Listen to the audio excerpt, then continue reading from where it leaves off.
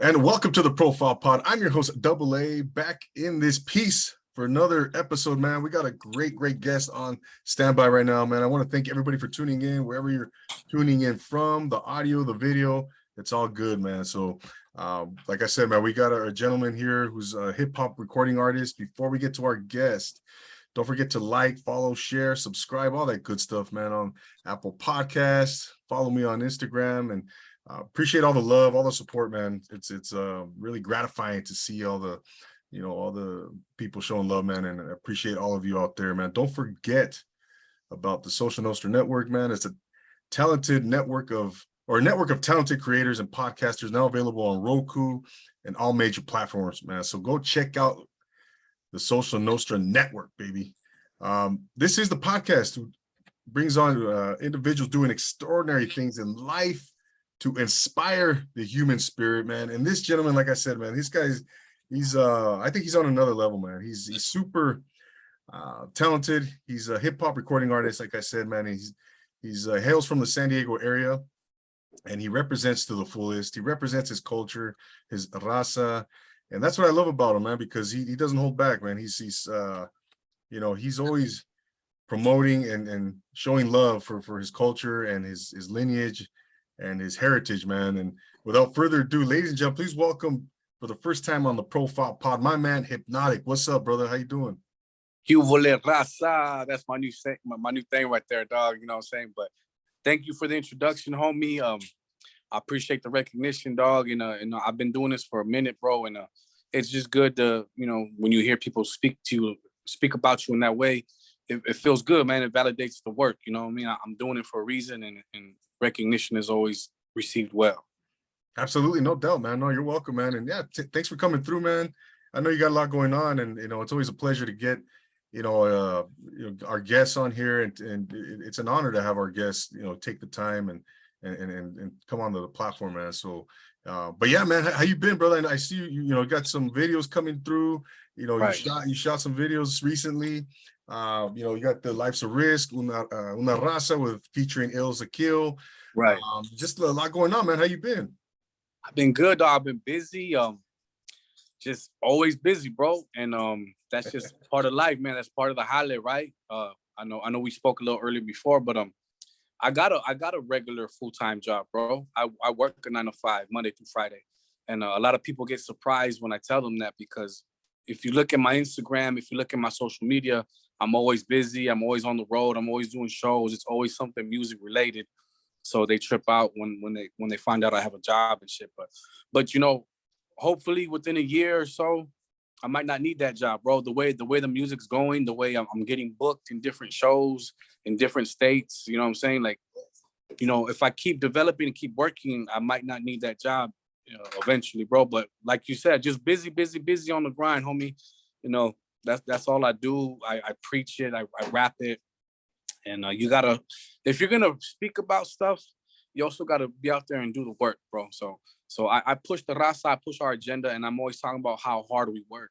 So who would I be not to work hard, and lead by example? Yeah, that's a good point, man.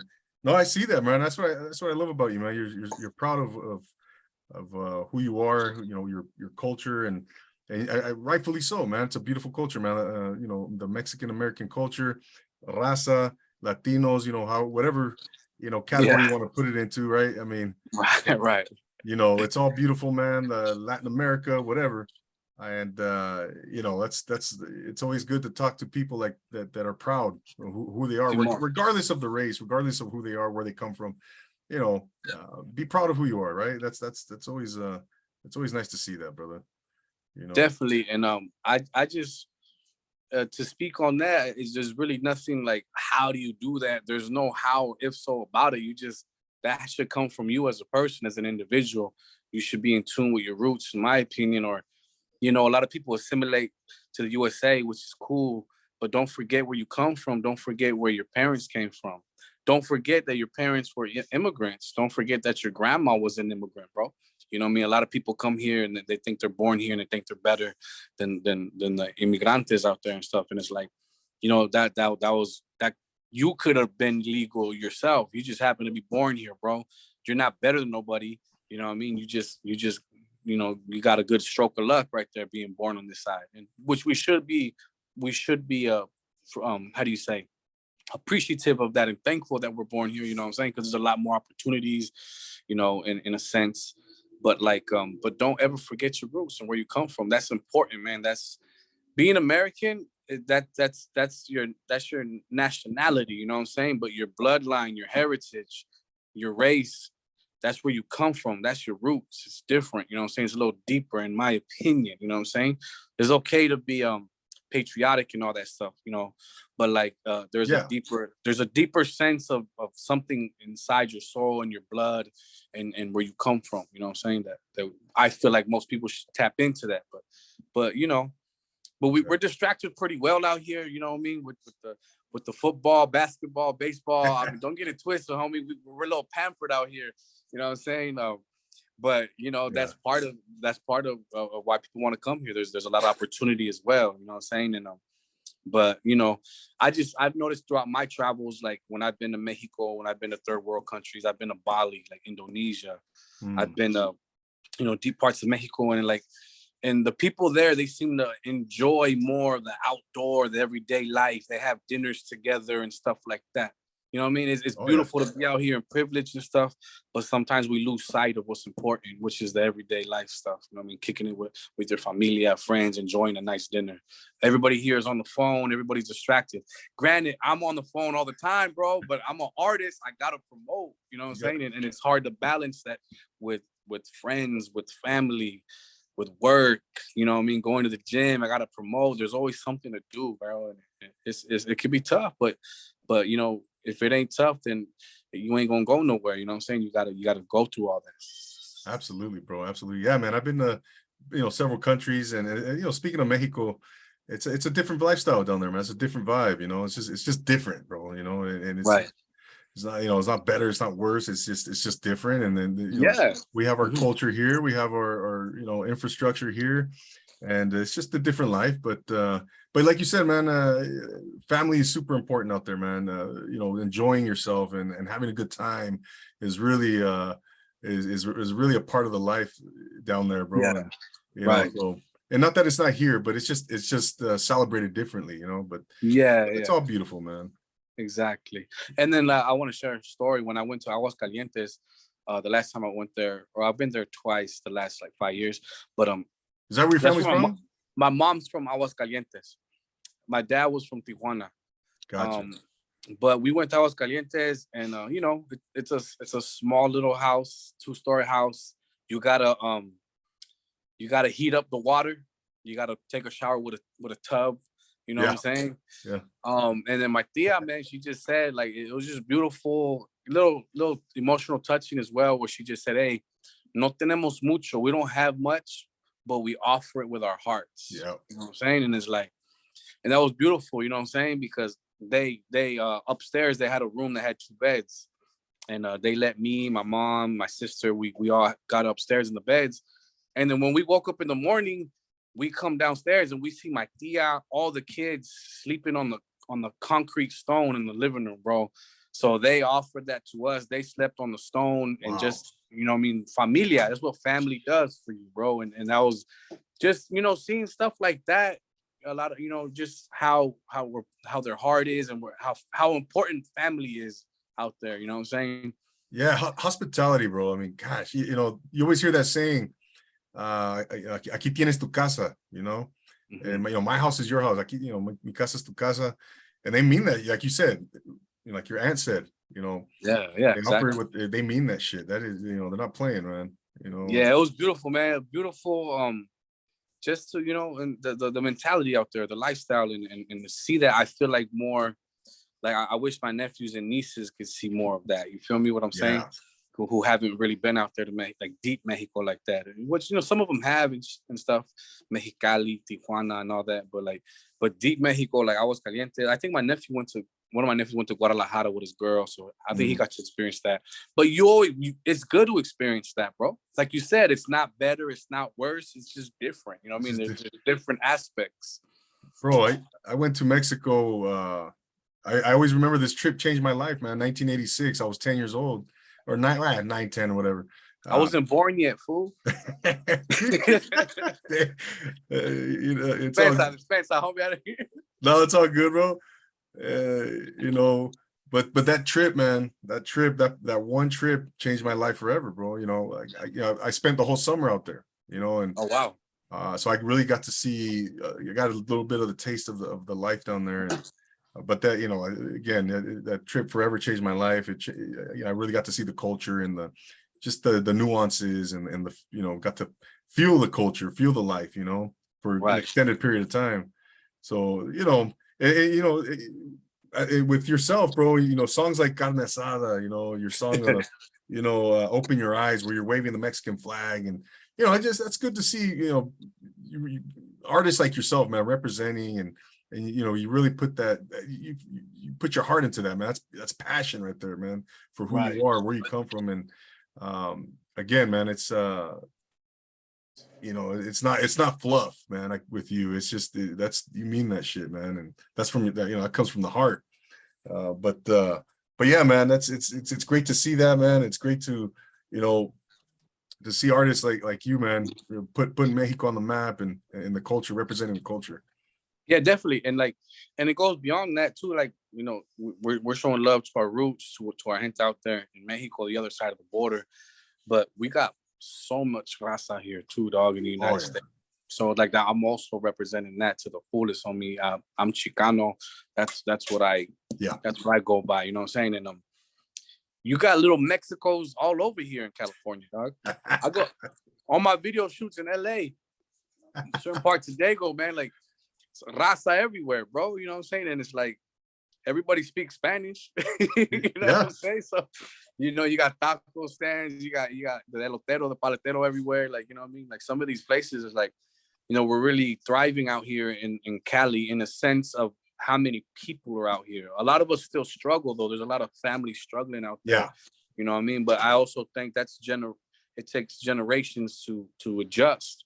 No doubt. You know what I'm saying? Like you can't just come over here, you know, from Mexico or any Central American country and then just thrive like that. You know what I mean? It takes time to learn the ways out here, you know what I'm saying? And I think a lot of times it takes a generation or two for them to start, you know, going to college and doing that. You know what I'm saying? So I saw something a few years ago where I think it was reported the most ever Latinos ever in this country attended college or something. Yeah, and I feel like that number is growing and growing, and it should. It takes time for us, you know, to really like, okay, this is how it works in the USA. You know what I mean? Because when I grew up over here, my parents didn't know anything about school. They didn't tell me nothing about how do I go to college or anything like that. I mean, good thing I had music. Good thing I had hip hop, bro, because who knows what the fuck I'll be doing. I was a smart kid, though. I'll tell you that. I was smart. I had good grades all the time. And, but I just didn't know no knowledge of how to go to college or anything like that. You know what I mean? But at that point, I already fell in love with hip hop and I already made my decision even back then. Like, I knew I was going to be a rapper. Like, that's just what it is, bro. Yeah, bro. No, well, you know what? I'm glad you mentioned that, bro, because I'm going to go ahead and segue into that, bro, and jump into the music, man. And, well, but you grew up in San Diego, Escondido, correct? Escondido, yes. Yeah, bro. And who are some of those early influences for you, bro? Hip hop, you know, both musically and hip hop specifically, bro.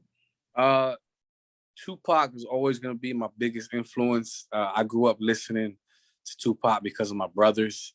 You know what I'm saying? And I remember like being in second grade, you know, California Love, throwing the West Side, this and that. You know what I'm saying? So, and then you know when you grow older, you start to really pay attention to what Tupac was saying. And it's like, damn, like the music's dope. He has a sick ass voice, you know, but then you start to pay attention like, damn, he's speaking from his heart too. He's speaking about uplifting his people. There's a beautiful message behind there. And he was so empowering when it came to his people, so passionate, man. And so that's always going to be my biggest influence. But then growing up in Escondido, we caught wind of Mr. Shadow. He's my favorite Chicano rapper. You know what I'm saying? And Mr. Shadow was just, he was different, bro. He was like the first Mexican rapper that didn't really have like a Spanish or a Mexican accent. You know what I mean? A lot of rappers try to sound like Little Rob and force the accent. You know what I mean? Like like Orale, Southsider, you know what I mean? But Shadow was just spitting, bro. He was spitting. But nobody could do Rob. I still got mad love for Little Rob. Little Rob's a legend, you know what I mean? And he took it real far for Chicano rap, you know what I'm saying? And it's not even that it has to be labeled Chicano rap. That's just kind of what it is. I consider myself a Chicano rapper plus more, though. I'm not just that. That's part of what I am. So I would say Shadow, Little Rob, Tupac. Obviously, I like the Death Row days, you know, Snoop, Dre, the Dog Pound. Well, I used to bump them a lot back in the day. So there's plenty of artists, bro. I can't leave out Tech Nine. Tech Nine really, he's one of my favorite rappers ever. Tech Nine, Crooked Eye. Like when it comes to Tech Nine and Crooked Eye, it's just the lyricism. The, you know, because I try to you know, I'm about my raza, I'm about my people, but I feel like I don't know if people realize how lyrical I can get too, how intricate I get with certain lines, you know what I'm saying?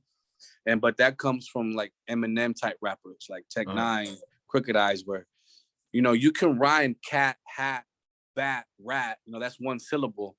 Right. And I always use this as an example. Eminem did it on one of his songs, but he's rhyming multiple syllables. So he says this must mean I'm disgusting.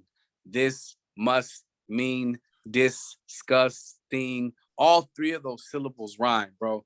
Yeah.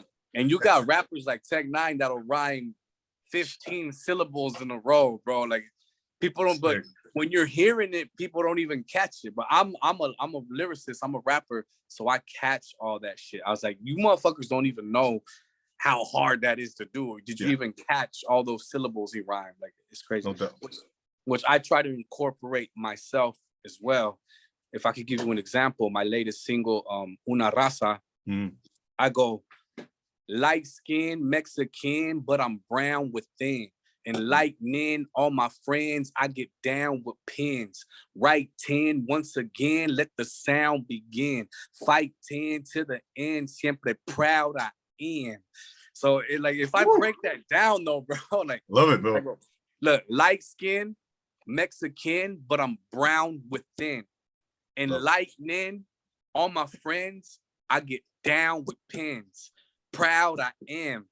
You know what I mean? And then the lightning, fighting, everything rhymes, bro. Like, you know what I mean? If I was to put it on paper, you can see it. Yeah. No, but it's not easy to do, man. With that is not, you know, I've tried to rap, you know, messing around. It's like, I don't know how you guys do it, man. That's impressive, man. It's a very unique skill, bro. And I got a lot of respect for lyricists and rappers and MCs, man. You know, it's cool. Yeah. Go ahead, bro. There's people out there, man, like that'll like try to act like rapping isn't a talent. You know what I'm saying? Or like, oh, like singing, it's not like singing. It's like, like, but there's artists out there, like I just told you, that do crazy shit with words, bro. Even the metaphors and, you know, just the different things that you can do with words and how you deliver it too. Anybody can rap, but can you relay the message? Can you convey the emotion? You know what I'm saying? And that's where Tupac to me is the greatest, because you feel his passion, you feel his words, you feel when he's sad, you feel when he's angry. When you can convey your emotions through words and how you deliver it, that's when you like, you don't even have to be the most lyrical. You know what I'm saying? You could just, you're so passionate and you're so good at conveying a message. There's a lot to hip hop. Like with Eminem, in my opinion, he's one of the best lyricists of all time. Yeah. When it comes to words and just rhyming. But like I said, Tupac, conveying the message, he's the best at that. So everybody has their preference, you know what I'm saying? The greatest of all time, there's really no answer to that. In my opinion, it's Tupac, but like I said, that's my opinion, and everybody is subject to their opinion. Arguably, right? Arguably. The styles that they like, you know what I'm saying? So no doubt. Yeah, I mean, there's guys out there that'll tell you, you know, Wu-Tang or, you know, the Jizza, right, or you know, but like you said, man, it's all about what you like, what your preferences, and I mean, and those guys are all Hall of Famers, man. You know, of course, super talented, and you know. But there's people that excel in multiple facets of the art itself.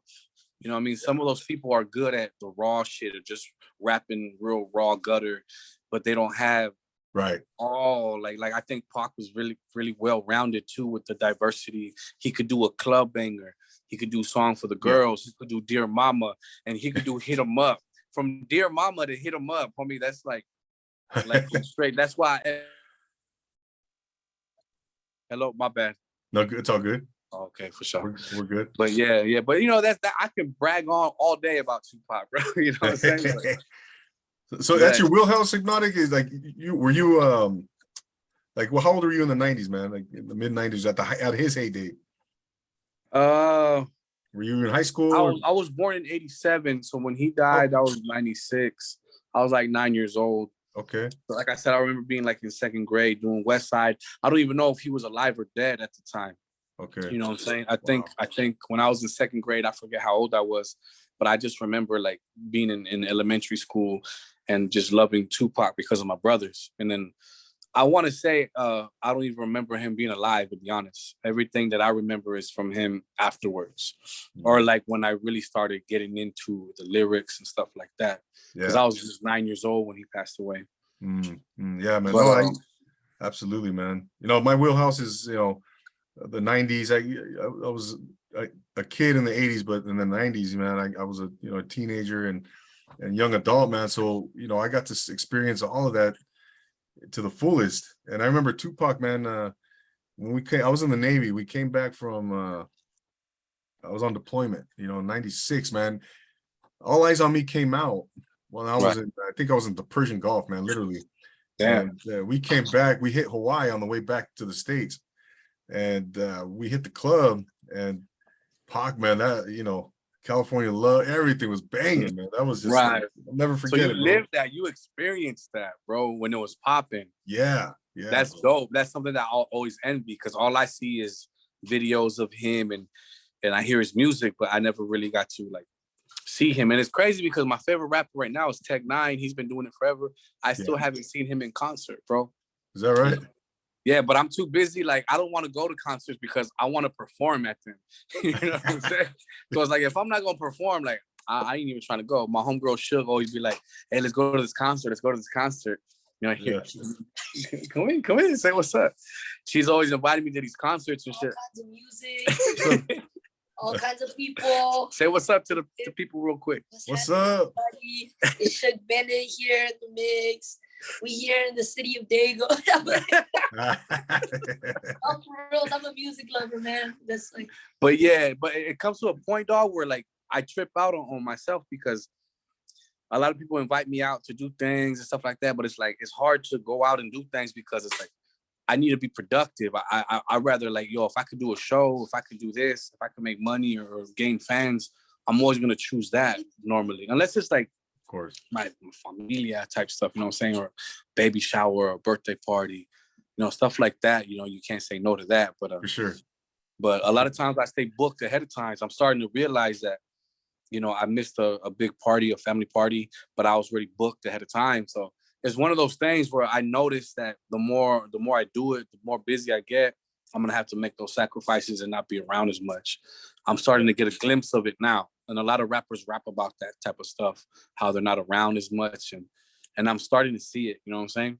Yeah. But that's what you gotta do. That's what it takes right now, you know? That people don't realize you can be a good rapper, you can be, you know, a good musician, but if you're not working towards it, if you're not making moves and being active, you know, you can just stay stagnant, bro. You're not gonna grow. You know, you have to invest in yourself. And sometimes you're going to get your money back. Sometimes you might lose money, and sometimes you might hit the jackpot. Yeah. But you got to take the risk, because life's a risk. You know what I'm saying? That's right, brother. That's right, man. Hey, and I wanted to talk to you about the your recently. Well, I don't know how recent it was, man, but if you could kind of put the date on it, where you had your first headlining event in Downey. Right. Talk about that experience a little bit, man. You know, how was that? I saw the little video you did, the little promo and the little documentary, and that good stuff, man. Good stuff. Yeah, man. It's just it's that stage of my life right now where, you know, I it takes time, bro. I've done so many shows where I had to sell tickets or I had to pay to perform. And, that's investing in yourself. You know what I'm saying? Yeah. That's me like, yo, I'm going to sell these tickets so I can open up for the gang, so I can open up for Dog Pound, so I can open up for DJ Quick, because I already know they're going to pack the house. So it's worth it to me to do that. That's what you got to do as an up and coming artist, to put yourself in front of audiences. You know what I'm saying? And it's up to me to capture them. If they like it, then they're going to follow you, you know what I'm saying? And stuff like that. Yeah. But I'm thankful and I'm blessed to be in a position where I've been doing this for so long, bro. And I've been doing music. I've been putting a lot of work. So when I got that phone call that somebody wanted to book me and headline me, and they asked me how much I charge, I was a loss for words. I had to stall him a little bit, like, yo, hold up, I don't know how much I charge. You know what I'm saying? So, oh shit! Like, right. Like, so I was like, okay, we'll check it out. I just came out like my head. Well, let me get 1,000. Let me get a G. And they're, all right, cool. So it was like, okay, like just like that. I should have said 2,000. You know what I'm saying, or whatever. But I know, right? But little things like that, like little milestones, they boost your confidence, and they also make you realize, the value you do have. Yeah. So going back to the show itself, it was just an amazing experience, bro. And I've always invited family and friends to like shows. I'm selling tickets to open up for this guy, that guy. But when I'm hitting people up and letting them know, like, hey, this is my show, this is my headlining event, I need you to pull up. Like, fuck all the other shows. This show matters the most. You know what I'm saying? Uh-huh. So, and it's cool to see the support, man. I packed the place out, bro. You know what I'm saying? It was a lot of people there, like 100, 150, 100 plus, 150 plus, just to, come out and support me. And it was beautiful, bro. Like, if you saw the documentary, you can see the energy in there. Oh, yeah. See, here, this is what people don't realize, man. When I'm performing, when I'm opening up for the MB Riders, and when I'm opening up for somebody else, all those people are primarily there to see them. So a lot of times they've never heard of me. They don't know my music. It's that much harder to captivate and capture people that have never heard your songs before. You know what I'm saying? Yeah, bro. Because they don't know it. They don't know what you're going to say. They don't know the words. But if you can captivate them with your energy, which I've learned to do, like I come out really aggressive but like confident, that's, you gotta win those people over. You gotta create fans there. But when you're doing a show, when it's all your fans there, all your family, all your supporters, and they know all your songs, so then they're reacting when a song comes on. Oh, that one. Yeah. It's a whole different type of performance when you have a room full of people that know all your music and are singing it along with you, and that you just feed off of that energy. You know what I'm saying? And that's even more beautiful. You know what I'm saying? So like, it's a tough game, bro. Like, if people don't know you, you got to capture them, bro. If you're just out there nonchalant, like half-assed going, you're not going to be remembered, bro. No. You know what I mean? So I make it a point to always try to captivate the crowd and let them know that I'm really about the business. But it's also beautiful to just perform in front of your fans too. You know what I'm saying? So like, you can invite people there, like, hey, homie, like if I want to leave an impression, and maybe there's a promoter or somebody, like, hey, come to this show, bro, because these are all my hits. You'll see the love and support I have. And it's a two different worlds when you perform from an audience that doesn't know you and for an audience that does. That's a great point, man. I never really thought of that. Never thought of that, man. Yeah, like you said, you gotta win them over, man. Win them over. They don't know who they've never heard of you. They don't know your songs. Then you gotta create new fans right there, man. That's your opportunity, And here's the thing, though, too. It goes beyond that, dog. Like, the more I do, the more I learn, and I'm all about maximizing. So it's cool. Let's say a up and coming rapper, he gets to open up for Drake, right? Theoretically. Uh-huh. Let's say he does a really good job. Bro, he kills it. The fans felt him. And a lot of times I see rappers, they do this. Yo, follow my IG. It's DD_A garage _rooted 13. Like, nobody's going to remember that, bro. You know what I'm saying? Like you need at my shows, I always set up a booth. I always have my merch there. I have stickers now. stickers like this. Let me show you real quick. I got them right here. Yeah, yeah.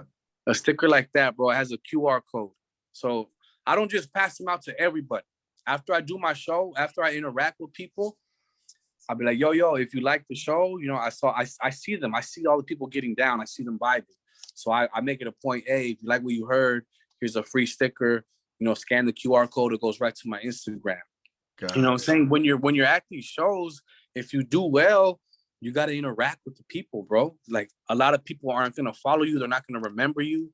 You have them at that moment. That's your best moment to get a follow, to get a like, to get a view. You know what I'm saying? So I like you that, see me bro. at my shows, bro. I'm talking to the fans after my performance. I'm telling them, bust your phone out. Follow me on IG. Okay, cool. What's your app? Go to your Apple Music. Go to your YouTube. Go to this. Yeah. You know what I'm saying? I'm pretty aggressive when it comes to that, bro. But that's how you got to be. You know what I'm saying? And I'm trying to tell like a lot of the up and coming rappers, it's cool to do a show. It's cool to open up and do shows. But what do you get? What are you getting at? You know, make a fan, get a follow, put the effort in there to you know, Connect, right? merch. You gotta interact with people. A lot of fans, a lot of rappers, they try to act bougie or they try to act too cool. They want to kick it in VIP all day. Like what am I gonna do? What am I gonna gain if I just want to kick it backstage with the MB writers? If I want to kick it backstage with Little Rob, I'm just kicking it over there. Like, no, I'm hungry. I need to gain some fans. I'm out there manning my booth. I'm behind my table interacting with people. You know what I mean? It's not about looking cool. You know, like people got it twisted, bro. Everybody needs to get their priorities straight. You know what I'm saying? I love that, man. Yeah, young MCs, man. You know, young rappers, you're coming up. Take notes right here. You should be taking notes. This man, what he's talking about. No, that's what you got to do, man. You got to get out there. You got to connect with the people, the community, the fans. And people love that, man. That's you know, they love that that humility, like you said, you know. Yeah. You stay in VIP, okay. What is that really gonna do for you? But yeah, you know, cool. or you know. No, yeah, whatever. It's cool. Like I see it. Like if you get a pic, post it on your Instagram, cool. Yeah. You go over there for 5 minutes, say what's up, get some pic, get some footage. Now go back to work, bro. You know what I'm saying? You know, it's not you're over here faking the funk, acting like you're already big like them. They're there because they already earned it. They're already getting paid thousands of dollars. They don't have to hustle. They don't have to man their booth. You know what I'm saying? Exactly, so you don't just go there to look cool and be around them. Like, go get to that level. You know what I'm saying? Yeah. Earn your stripes. Earn your stripes. I was at this show last week, man, Summer Nights, and my man Gutta Gone. Shout out to Gutta Gone. He was out there, man. He was, you know, doing his thing, hustling, connecting with people, giving, you know, doing giveaways and just, you know, stuff that you don't normally see. And he said it himself. He's like, we're changing the narrative. You know, I like what he said, man. And that's being unique, standing out. You know, that's what you got to do, man, to really get your name out there and connect with the people once again. You know. But yeah, man, I appreciate that, Hypnotic. You know, I appreciate you know how then you're just passionate about what you're doing. You know. Yeah. You know, man, and I wanted to kind of shift gears a little bit, bro. Talking about G Rooted, which is that your record label? Or we'll talk about G Rooted a little bit, man. Yeah, I'm independent, bro. I don't. Everything I do is self-invested. Okay. You know, I'll get support from familia every now and then, maybe some fans. I'm learning more about the business because I have to. You know what I'm saying? I don't have a manager. I don't have nobody out there making these moves for me. You know, I'm realizing my worth, and G Rooted is it's like the logo, it's the brand. Every rapper, for the most part, Tech Nine had Strange Music. You know what I'm saying? Crooked Eye has COB, Circle of Bosses. You know, everybody has like a little Rick Ross, Maybach Music. It's just a logo. It's like my clothing brand name too, G Rooted Clothing. But it stands for gangster / God rooted. And there's different definitions of gangster, you know what I'm saying? In my opinion, I'm not speaking about the gang banging stuff, you know, but gangster root. When I say gangster rooted, we grew up around it. You know what I'm saying? I got familia that were gangsters. You know what I'm saying? And growing up around it, it brushes off on you. So being G rooted gangster, it's just you got those roots, you got that style. You know, I'm still pelon. I dress with my Dickies, my 501s, and you got that style. But we're what I'm trying to push is like gangster is like is working hard, is feeding your household, that's what's really gangster. You know what I'm saying? Is being straight and providing for your family and doing good in the community. You know, we gotta really switch up what that's gangster. Like that's gangster in my opinion. And no disrespect to the real gangsters out there, you know what I'm saying? Because I'm not trying to you know, step on what they're doing. Everybody has their own lane, and I've never been a gangster rapper, you know what I'm saying? But I have influence, you know what I'm saying, from that culture, which we all do. We grew up in Southern Cali, or not even just Southern, just in a lot of different places in the United States. It's gangster, homie. It's gangster out here, you know what I'm saying? And that style brushes off on you. But at the end of the day, when I say God rooted too, it's gangster / God rooted. It's also, you know, there's a positive message behind it, you know what I'm saying? And at the end of the day, our morals, our priorities are rooted off of that. We are God rooted, in my opinion. Like we were made from one God, and we're put on here to spread that word and to spread positivity. I might not be a saint, you know what I mean? I might not be doing it exactly by the book, which is something I personally got to deal with myself and figure that out. But for the most part, if you really do hear my music, it's more positive. It's more trying to move people and inspire them in a positive way, bro. So that's where the G rooted stands for. And but yeah, definitely that would ideally be my record label once I decide to fully make it a real business, which, you know, I'm getting there, you know what I'm saying? There's a lot of people, you know, in my ear talking about you can do an LLC and all that stuff and get a company out there, which I'm thinking about doing soon. So, you know, it's a bunch of tax write-offs when you book a hotel and when you gas, all this different stuff. I'm like, all right, you know what I mean? It sounds good to me, you know what I'm saying? Yeah, but I got to learn more about that, bro.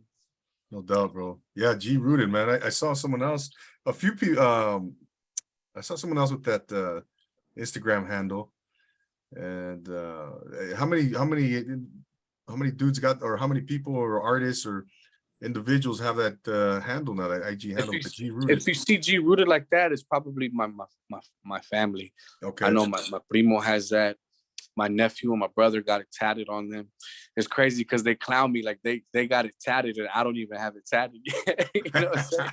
They're like, how are you, the creator, the founder, you don't even got G rooted tatted on you? I'm like, I know, dog, I'm slacking, bro, but I need to do that, low key. Yeah.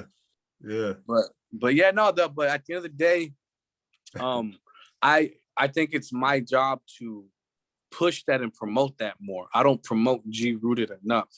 It's just I'm just so focused on, okay, I got a show, I got a video, you know what I'm saying? There's always so much more you can do. Just my brothers the other day were telling me, you don't promote your merch, you never post your merch, which I don't, but I make a killing at my shows, you know what I'm saying? So it's like I'm focused on other things. It's just there's not enough time in the day to promote everything I want to.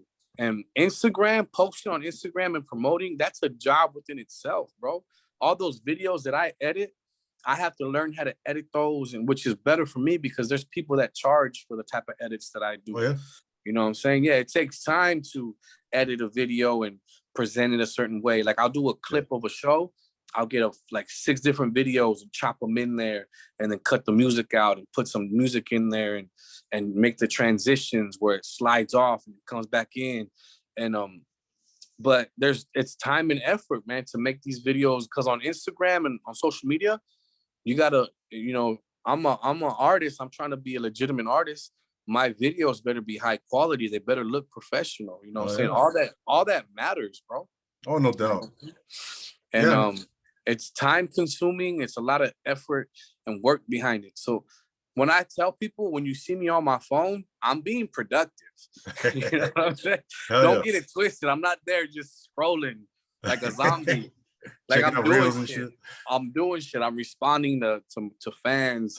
You know what I'm saying? I'm always messaging fans and promoting, and it leads to other conversations. And I'm always promoting like, hey, do you guys use Spotify? Do you use Apple? If they respond, boom, I send them the link. You know what I'm saying? I'm constantly being productive on that phone. I have 11,000 followers, bro. That's 11,000 potential merch buyers. That's 11,000 potential people to go to a show. I have a whole list of people that can possibly be clients, you know what I'm saying, or consumers, you know what I'm saying? So I should be tapping into that, you know what I'm saying? People don't realize I treat it like a business, bro. You know what I'm saying? Like it's both though, because I appreciate the fans. I appreciate the love and support, but it's also a business. You have to reach out to them and you have to like, hey, yo, I got some new merch out. And you know, I keep tabs of who bought merch in the past. So if I have a new drop, you got to go back to a repeat customer, bro. Like, man, it's a business, bro, and it's very time consuming. And in time, hopefully, I'll have an assistant to do all that. If I get bigger and bigger, that's inevitably gonna happen. No doubt. But right now, I can do it myself. Love it, bro. Love it, man. Yeah, those are the little things, man. Not little, but those are things you got to do, man. If you're hungry, if you want it, you got to be willing to make it. You know, do those things. Those, you know, you got to go after it, man. You know, this is a good podcast. This is a good show for, like you said, up and coming rappers that are even in the game right now. Like, this is insight to what you should be doing, to what you know what I'm saying? Like, there's no blueprint. There's no like, how do you come up? There's no secret. You got to work, bro. You got to go after it. This works for me. It's a slow ass pace. You know, sometimes I'm over it. I don't want to. I'm done. Like, there's a day or two. Like, I don't even want to be on my phone anymore. Like, keep that shit away from me. You know what I'm saying? Yeah. But you know, it works for me, and not everything that works for me is gonna work for everybody else. But this is good insight, you know, for artists to hear. You know, some of the things I do, some of the methods I have. You know what I'm saying? Exactly. And that's cool, because this is different from other podcasts. I'm really tapping into like just the stuff that I do as an artist that helps me grow and stuff like that. And that's good. That's good for up and coming artists. They should be hearing this type of stuff. Exactly, man. You know, again, take notes, everybody. Take notes, man. At this point in your career, then, Hypnotic, what fuels you, bro? What motivates you? What keeps you freaking? What keeps that fire burning for you, man? Shoot, you know what? I was talking to somebody recently, man, and I kind of had an epiphany, bro. I realized that when I'm booked, when I have something to look forward to, when I have a show, you know, this coming weekend, I stress like, damn, okay, I got to set up, I got to prep for that. The next day I have a video shoot. So I'm prepping. It's hard to prep when you work Monday through Friday, 9 to 6, and then you come home and it's 7 o'clock already. And then you gotta, like, you know, and then sometimes I go to the studio from 7 to midnight the same day. And it's like, okay, because I have to go to the studio because I always do different show sets. When I perform in a certain city or for a different act, I modify my show set. And I go to the studio and I'll switch it up. Okay, I want to do this song this time with that song. So I'm always constantly busy. And then I have to go through my outfits. What do I wear for this day? What do I wear for the next day? Because I'm planning for like 2 days, Saturday and Sunday. And but what I realized is that I stress, but it's good stress because it's just productive stress. It's like, it's stress that it's I'm working towards something. You know what I'm saying? And I realized that when I didn't have anything lined up, like there was 2 weekends in a row which I needed the break because I was going hard for like 2 months. Every weekend I had a show or I had something. And recently there was like two weekends where I didn't have anything booked. And I caught myself being lazy, just sleeping more, eating more like shit, you know, and I kind of got like depressed a little bit. And it's like, and I started thinking about other shit that got me sad, like things with my ex. Granted, I was talking to some girl too. You know, that's a whole different ball game too. My lifestyle, it seems like it's tough to have a serious relationship at the moment because I'm so focused on music. But I was going through some stuff like that. Like there was a girl I was talking to, things were getting a little like somewhat serious. I was talking to her on the phone. I was intrigued by her. We had our little squabble, verbal squabble, and we were fighting a little bit. And I realized like that, and like I don't have anything to look forward to. Like I need to stay busy. I need to have something to look forward to. It distracts me from some of the things that might make me sad or make me feel a little depressed. You know what I'm saying? The fact that I don't have a relationship right now, because I'm that type of dude. Like I was in an 8-year relationship. We had our own house and everything. Oh. And it's been like 4 years though since I've been single.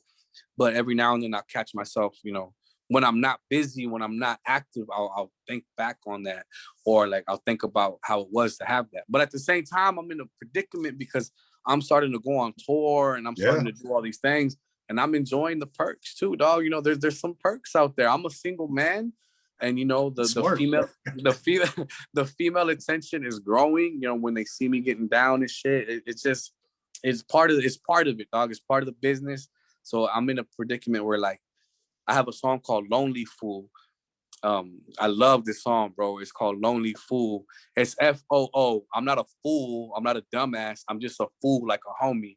I'm a lonely fool. You know what I'm saying? But it's like part of me wants to like have that relationship and be with somebody, because sometimes these tours, the hotel alone, it can be lonely and you can think about shit. But then sometimes like, you know, when let's just keep it real. When you pull something after a show, when a highness feeling you, and you're like, hey, I come to the hotel, like that's cool, bro. That's part of the life. You know what I'm saying? Like, and how these people like treat me and how they see me is crazy, bro. Like it's crazy because let's talk about one of those episodes, bro. No, I'm playing. I don't see myself like as a celebrity, bro, but some people treat me and see me that way. It's crazy, and it's something that I'm adjusting to. And I don't want it to get me big headed either. So I always stay humble, which I'm always gonna stay humble. Like I just more enjoy it. Like wow, that's, instead of bragging about it, it's more like, yes, that's good because that's what I want. I'm doing something correct. If the females are feeling it, if I'm getting treated a certain way, that just tells me that the music is doing its job. You know what I'm saying? And that's just keeping it real. That's just kind of the perks. But I guess what motivates me, man, is it's just I really love music, man. I love the art of it, and I rather do that than anything else. When I'm in the studio, that's the best times of my life. Just creating music, my favorite moments. You know what I'm saying? And it's just a real love for music, bro. And the fact that my biggest influence, Tupac, he impacted me so much with his words, with his music. I want to do the same thing for my people. So when I get the messages that I get, you know what I'm saying, where people are impacted by me standing up for our culture and me voicing out things like, and like it motivates them to do that too. Like that's priceless, bro. That's worth more than money. And that's what motivates me, bro. Is just I've always known that I wanted to be a rapper, and I'm doing what I have to do to make that a reality, bro. And that at the end of the day, that's my motivation. It's my family. It's my culture. It's just I don't even think it's. I'm very competitive, you know, when it comes to sports. Maybe that's part of it. You know, I want to just prove a point too that I'm dope, homie. You know what I'm saying? I'm one of the illest motherfuckers out there. You know what I'm saying? Like, and people need to realize that. And as dope as I am, I'm not as big as I should be. I love that confidence, facts. man. That's facts, bro. And you know what I'm saying? Like a lot of fools can't do what I do musically. You know what I'm saying? And I should be bigger, but at the same time, my style of music isn't really mainstream. It isn't. It takes time because I rap about real shit, and we live in a world where a lot of people just like to hear dumb shit or like dumbed down music, and they just care about the beat. They're not prioritizing the message and the actual skill of the artist.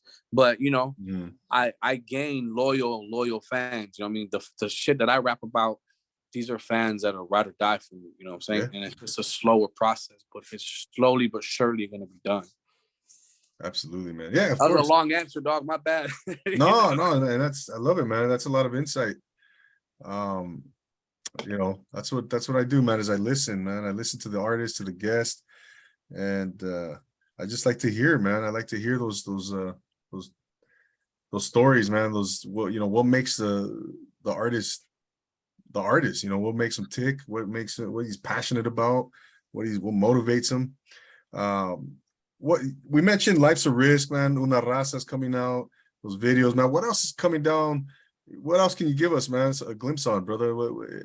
Any upcoming albums, Yeah, collaborations, actually, features, yeah. stuff? Yeah, speaking of the Una Raza song, me and Ilza Kill, we're actually gonna do a little short EP together, like a 6 or 7 song album of us both. We're joining forces in a way. That's Una Raza is the first single off of that album, and we're trying to just like, a lot of times Mexican or Chicano artists, they don't work with each other enough. You know what I'm saying? And we're putting our egos to the side, and it's more like a respect thing. I respect your skill. He respects mine. We rap about similar things. We have fans that like both of our music already. I have a fan base that hasn't heard him. He has a fan base that hasn't heard me.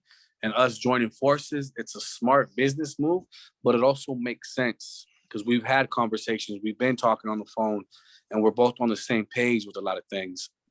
And it's always exciting to, when artists do things, when artists join up and they do a project together.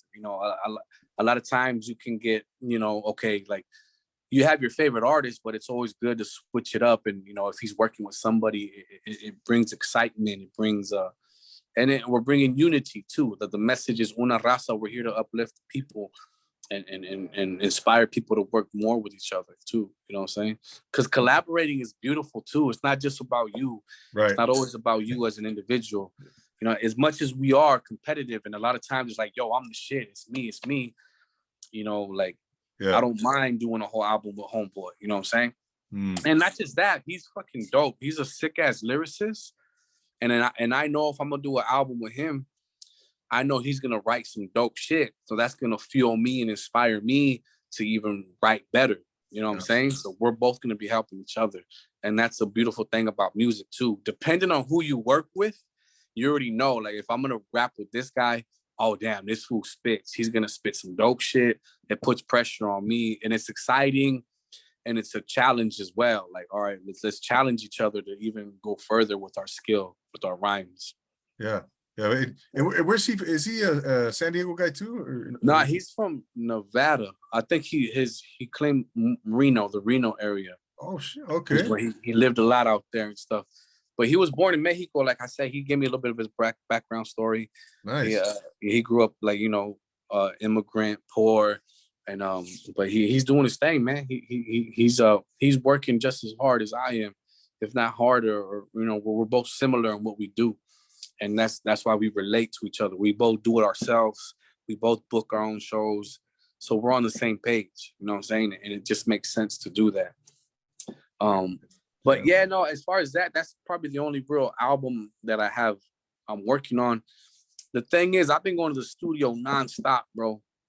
I have so many songs that are unreleased, but it's just, I can piece them together and do an album, but I don't really like doing that. When I do an album, I have to feel a certain way. There has to be a theme behind it. You know what I'm saying? So right now I'm in this area where I'm really focusing on doing more shows and building the fan base. So I really haven't had time to think about what album I want to do next. You know what I'm saying? Usually that'll come to me. But what I am noticing is that, like, being on the road and doing all this stuff, like that song Lonely Fool, I just don't want to do a whole album of me bitching about being lonely. You know what I'm saying? Like, as much as I want to write about stuff like that, because I'm the type of dude that raps about his life experiences and my feelings, I just don't want to fucking like, este vato on his lonely shit, dog. Like, people want to hear the hard shit, bro. You know what I'm saying? So they want to hear, everybody wants to hear something, bro. You know what I'm saying? So whatever I do, it has to be organic. I got you, bro. Because I have like I said, I got a bunch of songs. I can drop an album tomorrow with Okay. these songs right here and bundle them up but that it's not organic to me. You know what I'm saying? Gotcha. But Gotcha. some of the songs do fit each other though. Like I can see that song on the album. Now let's build off of that. Maybe I'll do that, bro. But you know, the Lonely Fool though, homie, I'm telling you, dog. That shit's hard. I keep talking about it, but it goes like and it's real shit, bro. And it's like a oldie type beat. Okay. So like Little Rob has mastered the oldie type beats where you really can't rap normally on those type of beats. It's kind of off key, or like the pattern on the bass line, on the drumming and snare is different, bro. So you gotta rap a certain way. You gotta be like have a rhythm to it. Gotcha. You know what I'm saying? So Little Rob's really good at that. And, getting technical. I love it, bro. I love it, man. Yeah. It's crazy. So when you hear this Lonely Fool song, it's very, like I said, there's a rhythm to it. And like I'll do the first verse for you. It goes, all right. It goes, I overwork myself. It's not good for my health. Here I am chasing wealth. You already know the deal. Seems like my days are long. Most nights I lay alone. I'd rather stay at home when everybody wants to chill. I'm addicted to being productive. If you trying to kick it, I might be reluctant. But don't take it personally. Something inside me's determined to be lonely. And it goes, I'm just a lonely fool. Lonely, lonely fool. You know what I mean? Or something like that. Nice. But bro. there's like a pattern to it. And that's kind of what you have to do in those oldie style beats and stuff. Yeah, exactly. You could tell it's like you said, it's a different different rhythm and it's off key. Yeah. Da-na-na, like da-na-na-na-na-na. But it's catchy though too. Da-na-na-na-na-na. And it like and like I say certain things, like I go these moments might seem high, but deep inside I cry. I like that, Don't bother asking why, because honestly I can't explain. And like, but if I was to rap that, these moments might seem high, but deep inside I cry. If I'm saying it seriously, people are gonna be like, man, this was soft, you know what I'm saying? But if you mask it, you're masking it with the comedic, the melody's kind of comedic too. Like you know what I mean? Like these moments might seem high, but deep inside I cry. And that's the whole point of Lonely Fool, dog. I have a line on there that says, nobody feels bad for the lonely fool. Like a lot of times men, we're so we need to be tough. We can't show our sadness and weakness. We're expected to go through it. Hey, just tough it out, bro. Nobody feels bad for us lonely fools. You know what I'm saying? So the song has that style where I'm speaking about some real shit. I'm speaking about vulnerability, but I'm doing it in a comedic way where I'm kind of masking it. You know what I'm saying? But if you really hear it, it's a sad song, bro. Yeah, bro. Damn. I like that. What's that, bro? No, that's tight. That's like that's like a concept behind the song and shit. I love that, man. I love that. I gotta go check that out, man. Lonely. It's on release, bro. It's not. It's unreleased still. Yeah, I'll send it to you. I'm really this one. I've been performing it, bro, and people are gravitating towards it. Everybody I've showed, they love it. So it's like it's one of those things where I think it can be a song that can catapult me. You know what I'm saying? No, man. I like how you just gave me a lesson right there, man. Like it's when you said it's comedic, you know. And it's off key. It's a different rhythm. Those are the technical aspects that I really appreciate that type of stuff, man. But Hypnotic, man, I appreciate you, man. Once again, brother. Before we wrap things up, man, I wanted to ask you, where can the good people follow you? Where can they find your music, man? Tell us, where about all your social media platforms. Where can we find you, brother? Right. Yeah. My biggest platforms right now are Instagram, TikTok, and YouTube.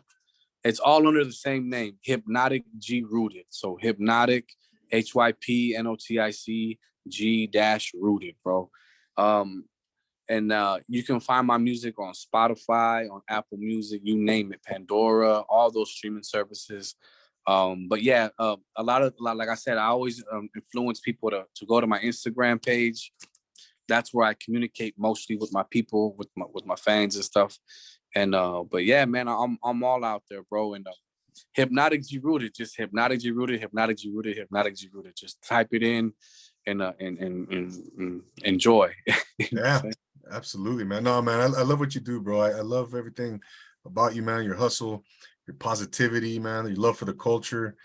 And you know, I'm gonna continue to follow you, man, and track your career. And you know, you're always welcome back here, brother. And you know, once again, man, I appreciate you coming on, man. Yeah, man. Thank you, man. I'm glad I could for the opportunity, bro. It's always a blessing to be on here and speak about my life and what influences me and all that, and share it with people. You know what I'm saying? So thank you for the opportunity. You're welcome, man. You're welcome, brother. There you guys have it, man. Hypnotic. Go check him out. Go tap in right now. You can't miss him. YouTube, Instagram. He's all over the place, man. And he's got some stuff coming out. He's got his videos, his singles, and you know, he's gonna be a household name here very soon, man. So hailing out of San Diego once again, Hypnotic, man. Again, man, thank you. So we'll talk to you soon, brother. We'll talk to you Definitely, soon, homie. We'll stay in touch, dog. Shoot me your email, homie, and I'll send you that lonely food, dog. Oh yeah, for sure. Absolutely. There you guys have it, Hypnotic. I want to thank everybody for tuning in tonight or today, whatever time of day you're watching or listening. It's always a pleasure being your host here, right here on the Profile Pod. Don't forget about Social Nostra. Go follow Hypnotic. Leave me a rate, review, Apple Podcasts, all that good stuff, man. Follow, like, share. Thanks again for being here. For Hypnotic, I'm Double A, your host. We'll see you guys next week. And always remember to take it easy. Peace. Órale.